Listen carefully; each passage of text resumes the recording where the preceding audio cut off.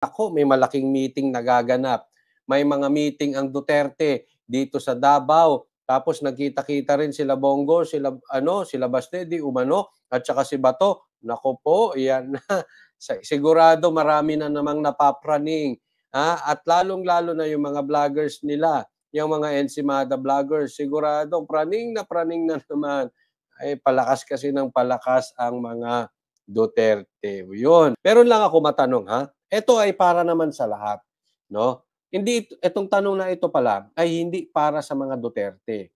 Ito ay tanong sa mga makapula at makadilaw. Oh. Wag po kayo sasagot kung kayo maka-Duterte. Doon sa mga bashers, sang-ayon ba kayo na magpa-drug test si Marcos, si Lisa at si Sandro Marcos, yung mga politiko? Sige nga, doon lang sa mga pulahan, yung mga dilawan.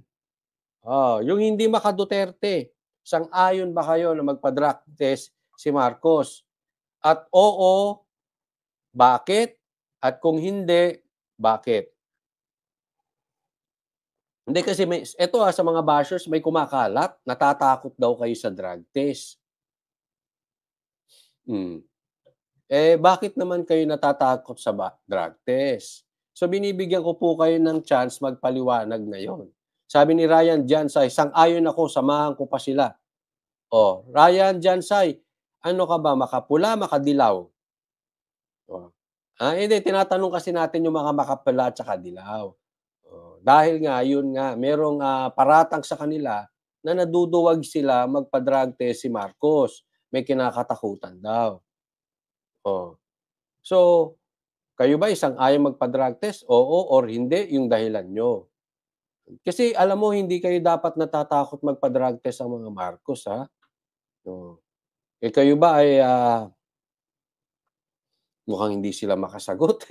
Yung mga bashers, ngayon pinagsasagot ko kayo, ha? Baka mamaya pagkatapos ng live natin, saka kayo ang tatapang yung sumagot.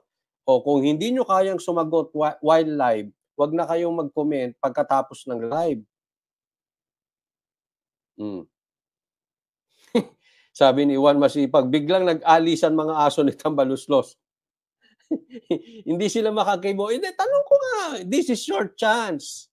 Kasi marami sa inyo, hindi kayo makapag-komentaryo ng intelligent argument. Tapos pagkatapos ng live, bigla kayo magagalit. Oli, ulupong, ganon. Dutae. Sabi ni Cute Kids, walang sasagot yan kasi mga bagang din sila. Ayan, alam mo, shout out sa mga taga kay OJC rin. Kami po ay nandito pa sa Davao dahil yung banta ng pagsugot ng mga pulis, kaya po extended kami. Kami naman po ay hindi member ng KOJC. Kami ay member ng SMNI. Kami ay SMNI anchors. Ganun pa man, talaga pong mahal namin ng mga taga KOJC dahil alam namin, kaya lang naman sila ginigipit dahil ang kanilang political stand.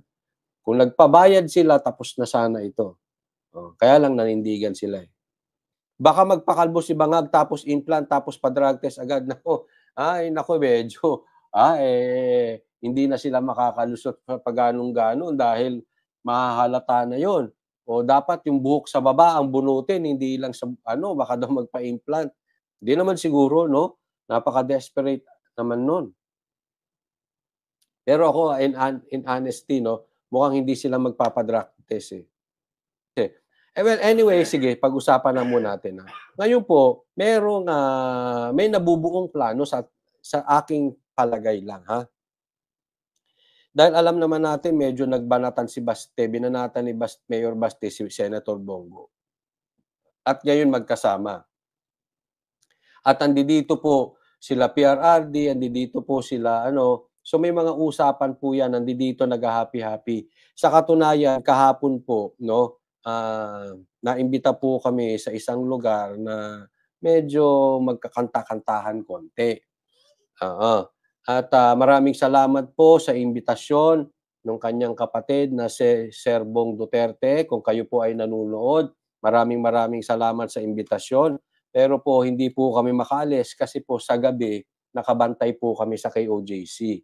Merong konting ganap, 'di ba, magkakanta-kantahan, andiyan ang mga Duterte, 'no, at, it's actually it's a privilege na makasama sila. Kaya lang nagpaliwanag tayo na siyempre tayo ay ngayon ay medyo naka-red alert pa rin sa KOJC. So sabi ko siguro mga next time makapunta-punta diyan, magkikita kasi kami kadalasan 'pag nagpunta kami ng Davao ay nakikita kami nila Serbong Duterte, yung kanyang, bunsong kapatid. Kaya lang, yun nga dahil naka-red alert pa so inexplain ko at naunawaan naman nila, sige marami pa namang pagkakataon magkikita-kita pa tayo, 'no, magkikita-kita pa tayo nila PRRD, nila si ano, but, anyway bago umuwi siguro dadaan kami dun at magkikita-kita. Kaya nga po, alam po namin na nandidito lahat at nag-uusap-usap, 'no? And this is my opinion, okay? I really believe na the seat of power from the Duterte will come from Davao. Kung ang lakas ng Duterte ay nasa Davao at dito rin sila nagmi-meeting, dito rin sila nagkikita at ako'y tuwang-tuwa na nabuo ang picture ng Duterte, magkakasama silang lahat, si Pulong, si Baste, si Sara, si PRRD. At ngayon, pati si Baste at si Senator Bongo ay magkasama na. Okay? Ito po ay magandang do you know, ang Duterte hindi kayang gibain unless sila mismo gigiba sa sarili nila. Pero 'pag nagsama-sama 'to, ay naku, sabi ko sa inyo, kumbaga sa basketball, this is the team to beat. Eto 'yan. At ngayon nga natutuwa ako dahil united, hindi sila magpapasira kasi po malalim talaga ang pinagsamahan niyan. Siyempre family, and siyempre sila Bato at sila Bongo ay talaga namang ang loyalty niyan na kay PRRD. Yes, they are not perfect. Yes, marami silang mali, just like me, just like you. But still, at the end of the day, ang loyalty namin ay na kay PRRD. Ngayon lang, yan lang ang usapan eh. Di ba? O, yung pulis na yan. Kunwari lang this is just an example. Si Torres, sino ba loyalty niyan? Na kay Duterte ba yan? Parang ganun na lang ang tanong eh.